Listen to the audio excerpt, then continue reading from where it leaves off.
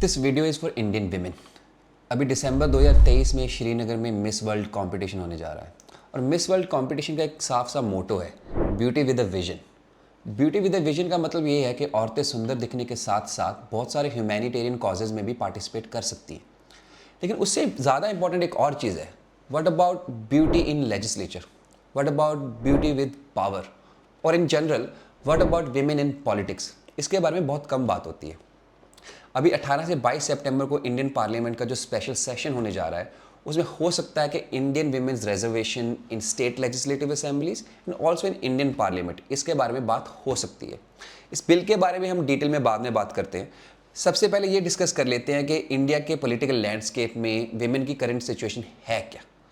2019 के जो लोकसभा इलेक्शन हुए थे, उसमें हिस्ट्री में पहली बार औरतों ने मर्दों से ज़्यादा वोटिंग करी।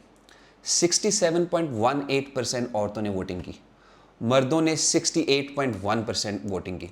मतलब कि कुल मिला के 0.17% का एक्स्ट्रा मार्जिन था औरतों की साइड पे। थोड़ा मार्जिन था, लेकिन इससे क्लियर इंटेंट शो होता है कि औरतें अपना राइट टू वोट एक्सरसाइज करने में मर्दों से पीछे नहीं है। लेकिन ये तो बात होगी औरतों की as a voter, but what about women in the parliament and what about women's number in the state legislative assemblies. उनके नंबर बहुत ख़राब है। इंडिया में जो सबसे पहले लोकसभा के इलेक्शन हुए थे वो 1952 में हुए थे। उस टाइम पे जो टोटल मेंबर चुन के आए थे, उसमें से सिर्फ 4.4% औरतें थी और इसमें आज तक कोई खास इंप्रूवमेंट नहीं हुई है।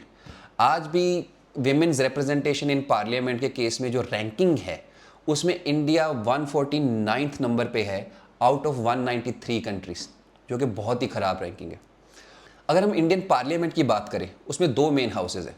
लोकसभा में 543 मेंबर्स में से सिर्फ 78 विमेन हैं, जो कि 14.36% है। राज्यसभा में आउट ऑफ 245 सिर्फ 24 विमेन है, जो कि 9.79% है, 10% से भी कम। और अगर इन दोनों हाउसेज का हम ओवरऑल एवरेज भी ले लें तो 12.9% एवरेज निकल के आता है, 13% से भी कम। इसके अलावा अगर हम स्टेट लेजिस्लेटिव असेंबलीज की बात करें, वहाँ पे ये नंबर और भी कम हो जाता है। स्टेट लेजिस्लेटिव असेंबलीज में सिर्फ 8% विमेन हैं as MLAs, as members of the state legislative assemblies. इसमें से सबसे ज़्यादा नंबर छत्तीसगढ़ में है, जहाँ पे 14.44% विमेन है। छत्तीसगढ़ के बाद अगर बाकी स्टेट्स का देखा जाए तो 28 स्टेट्स में से सिर्फ 10 ऐसी स्टेट्स हैं जहाँ पे 10% से ज़्यादा विमेन मेंबर है। और कुछ स्टेट्स तो ऐसी हैं जहाँ पे आज तक विमेन मेंबर रहे ही नहीं, जैसे कि नागालैंड। नागालैंड की 60 साल की स्टेटहुड की हिस्ट्री में आज तक कोई भी एमएलए चुन के नहीं आई। फाइनली मार्च 2023 में जो नागालैंड में इलेक्शंस हुए, उसमें 2 मेंबर्स एमएलए बन के आई। अब ये जो सारी एवरेजेस हैं इंडिया की पार्लियामेंट की और इंडिया की स्टेट लेजिस्लेटिव असेंबलीज की, अगर इसका कंपैरिजन पूरी दुनिया की एवरेज से किया जाए तो वो बहुत ही कम है। वर्ल्ड की सारी पार्लियामेंट्स की अगर विमेन की रिप्रेजेंटेशन की एवरेज देखी जाए वो 26% है। और इसमें कुछ बहुत ही इंटरेस्टिंग एग्जांपल्स भी हैं। For example Rwanda. रवांडा एक अफ्रीकन कंट्री है जिसने दुनिया की हिस्ट्री में सबसे पहली बार 2008 में एक विमेन मेजॉरिटी वाली गवर्नमेंट बनाई, जहाँ पे 60% मेंबर विमेन थी। उसके अलावा एक और बड़ी अच्छी एग्जांपल है जो कि न्यूजीलैंड की एग्जांपल है। न्यूजीलैंड में जो 2020 में इलेक्शन हुए, उसमें से 48% मेंबर्स विमेन चुन के आई थी। तो ये बात तो क्लियर है कि इंडिया के नंबर्स वर्ल्ड की एवरेज से काफ़ी पीछे हैं। लेकिन ये ज़रूरी क्यों है? औरतों का नंबर बढ़ना पार्लियामेंट में और अदर असेंबलीज में, ये बढ़ना ज़रूरी है क्यों? इसमें बहुत सिंपल सा रीज़न है। सबसे पहले तो इस देश की ऑलमोस्ट आधी पॉपुलेशन औरतों की है। 48.41% औरतों की पॉपुलेशन है इस कंट्री में, और 48.41% को रिप्रेजेंट करने के लिए सिर्फ 12 से 13% औरतें पार्लियामेंट में या फिर डिफरेंट असेंबलीज में हैं। तो आप ये एक्सपेक्ट नहीं कर सकते कि वो 12-13% औरतें मिलके 50%, ऑलमोस्ट 50% औरतों के हक की बात कर पाएंगी, उनके हक के बिल्स ला पाएंगी। सेकेंडली, ये सिर्फ औरतों को राइट देने की बात नहीं है। औरतों ने डिफरेंट ओकेजन्स पे इन डिफरेंट कंट्रीज पे एज अ लीडर अपनी कॉम्पिटेंसी को प्रूव किया है। जैसे आप 2019 की कोविड की एग्जांपल ले लो। उस टाइम पे यूनाइटेड स्टेट्स जैसा पावरफुल कंट्री भी कोविड को कंटेन करने में काफ़ी हद तक अनसक्सेसफुल रहा था। But at the same time Germany, Taiwan, New Zealand जैसी कंट्रीज़ ने काफ़ी सक्सेसफुली कोविड को कंटेन किया था। और इन तीनों ही कंट्रीज़ में एक बात कॉमन है, इन तीनों कंट्रीज़ की उस टाइम पे जो लीडर्स थी वो तीनों ही फीमेल थी, तीनों ही औरतें थी। तो इससे ये तो प्रूव होता है कि औरतें प्रेशर सिचुएशन हैंडल कर सकती हैं एज अ लीडर। और इससे भी बेटर एक और एग्जाम्पल है जो कि इंडिया का ही एग्जाम्पल है। इंडिया के पंचायती राज में जो सरपंची इलेक्शंस होते हैं गांव के, उसमें बहुत पहले से ही जो रिजर्वेशन है औरतों के लिए वो किया हुआ है। और बहुत सारी अलग अलग रिपोर्ट्स ये प्रूव करती है कि जहाँ पे भी औरतें सरपंच बन के आई, वहाँ पे औरतों से रिलेटेड जो मुद्दे थे, जैसे कि सैनिटेशन का इशू गांव में या फिर औरतों की सिक्योरिटी का इशू, उन्होंने मर्द सरपंचों से मच बेटर तरीके के साथ हैंडल करके दिखाया है और उनका सोल्यूशन भी करके दिखाया है। तो ये बात क्लियर है कि औरतों का नंबर बढ़ाना पार्लियामेंट में और औरतों का नंबर बढ़ाना स्टेट लेजिस्लेटिव असेंबलीज में, ये ना सिर्फ उनके राइट की बात है, ये also it is productive for the country as well. और ना सिर्फ कंट्री, अगर आप इंटरनेशनल रिलेशनशिप्स की भी बात करेंगे तो सिर्फ 2% औरतें हैं पूरी दुनिया में जो एज मॉडरेटर्स काम करती हैं बिटवीन डिफरेंट कंट्रीज, और सिर्फ 8% औरतें ऐसी हैं जो कि एज नेगोशिएटर्स काम करती हैं। लेकिन जितनी भी डील्स जिसमें औरतों ने पार्टिसिपेट किया है एज मॉडरेटर्स या फिर एज नेगोशिएटर्स, उन डील्स का रिकॉर्ड रहा है कि 60% डील्स 15 साल से ज़्यादा लंबे समय के लिए चली है। तो ये भी इस चीज़ का प्रूफ है कि औरतें इंटरनेशनल रिलेशनशिप्स में किसी भी कंट्री के लिए एक एसेट हैं।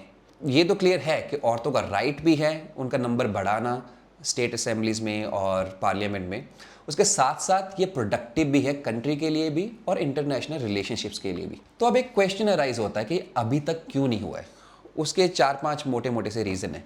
सबसे पहला रीज़न है हमारी सोसाइटी में जो पेट्रियार्की का इशू है। इंडियन सोसाइटी बहुत ही हैविली इन्फ्लुएंस्ड है by the concept of patriarchy.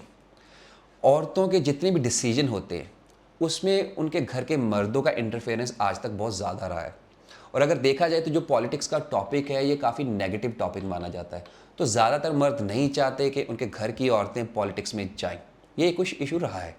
उसके अलावा जो अलग अलग पॉलिटिकल पार्टीज़ हैं उन्होंने बहुत अलग अलग प्लेटफॉर्म्स पे ये बोला तो है कि वो 33% रिजर्वेशन फॉर विमेन उसके पक्ष में है या फिर उसके सपोर्ट में है, लेकिन ऑन ग्राउंड उन्होंने ऐसा भी कोई काम नहीं किया है। अगर आप बीजेपी और कांग्रेस की ही एग्जांपल ले लें, बीजेपी की जो कोर इलेक्शन कमेटी है उसके 15 मेंबर्स है, उन 15 मेंबर्स में से सिर्फ 2 औरतें हैं।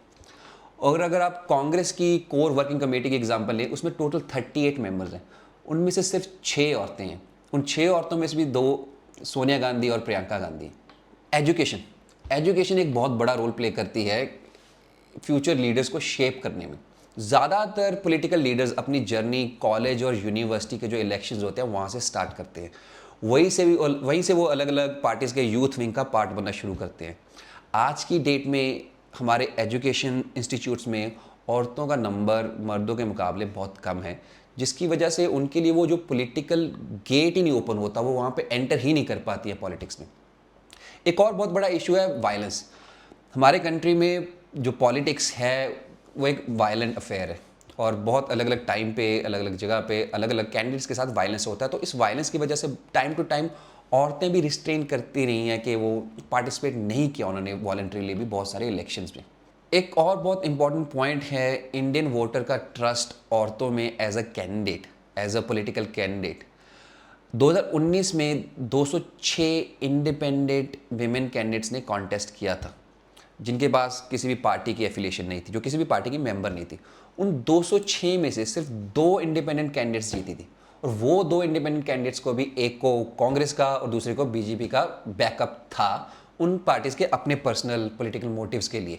तो ये मोटे मोटे 4-5 रीजंस हैं जिसकी वजह से जो पार्टिसिपेशन है औरतों का या फिर उनका रिप्रेजेंटेशन है वो बहुत कम रहा है। तो ये सारे इश्यूज तो हैं जिसकी वजह से औरतों का रिप्रेजेंटेशन इंडिया की पार्लियामेंट में और इंडिया की डिफरेंट स्टेट लेजिस्लेटिव असेंबलीज में बहुत कम रहा है। लेकिन ये सारे इश्यूज को औरतें खुद ही सॉल्व कर सकती हैं अगर उनको रिजर्वेशन मिल जाता है इंडिया की पार्लियामेंट में और इंडिया की डिफरेंट स्टेट लेजिस्लेटिव असेंबलीज में। और अब आते हैं उस बिल पे जिस बिल के बारे में हम बात कर रहे थे, women's reservation bill in state legislative assemblies and in the parliament, और you can also call it 108 amendment in the constitution. ये बिल सबसे पहले 2010 में कांग्रेस गवर्नमेंट के टाइम पे राज्यसभा में पेश किया गया था और पास भी हो गया था। और इसका बेसिक जो फोकस था वो यही था कि औरतों को 33% सीट्स जो हैं वो रिजर्व करके देनी है। उसके बाद लेकिन ये लोकसभा में पास नहीं हो पाया उसके बाद गवर्नमेंट चेंज होगी 2014 में, मोदी गवर्नमेंट आ गई, उन्होंने अपने मैनिफेस्टो में बड़े क्लियरली लिखा था कि वो 33% रिजर्वेशन औरतों को देना चाहते हैं। लेकिन 2019 से लेके इस पर कोई काम हो नहीं पाया। 2019 में सेकेंड टाइम मोदी गवर्नमेंट आई, फिर से उनके मैनिफेस्टो में सेम लिखा हुआ था कि वो 33% जो रिजर्वेशन है औरतों को वो देना चाहते हैं। लेकिन 2019 के बाद अब 2024 के इलेक्शन आने वाले हैं, अभी तक इस पर कोई भी सॉलिड स्टेप किसी भी गवर्नमेंट ने नहीं लिया है। अभी रिसेंटली पिछले कुछ दिनों में इस पर बात होनी शुरू हुई है। अभी जो स्पेशल सेशन है 18 से 22 सितंबर का पार्लियामेंट का, उसमें इसके बारे में बात होगी या नहीं होगी इसके बारे में कोई कंफर्मेशन नहीं है। But my message to all the women in India is pretty simple. जब तक आपका नंबर एज अ लेजिस्लेटर और एज अ पॉलिसी मेकर नहीं बनेगा, तब तक आपके हक के लॉज नहीं बनेंगे, तब तक विमेन सिक्योरिटी के रिलेटेड लॉज नहीं बनेंगे। क्योंकि अगर मर्दों ने ये बनाना होता तो अभी तक ऑलरेडी बना चुके होते। तो जो बाकी सोशो इकोनॉमिक रिफॉर्म्स है रिलेटेड टू विमेन, वो तब जाके बनेंगे अगर सबसे पहले विमेन का नंबर पार्लियामेंट में और स्टेट लेजिस्लेटिव काउंसिल्स में और स्टेट लेजिस्लेटिव असेंबलीज में बढ़ेगा। ये क्लियर है, इसके अलावा और कोई सोल्यूशन है नहीं। So if you're a woman watching this video, share it with your female friends, subscribe to this channel, and I'll see you in the next video then. Thank you. Bye.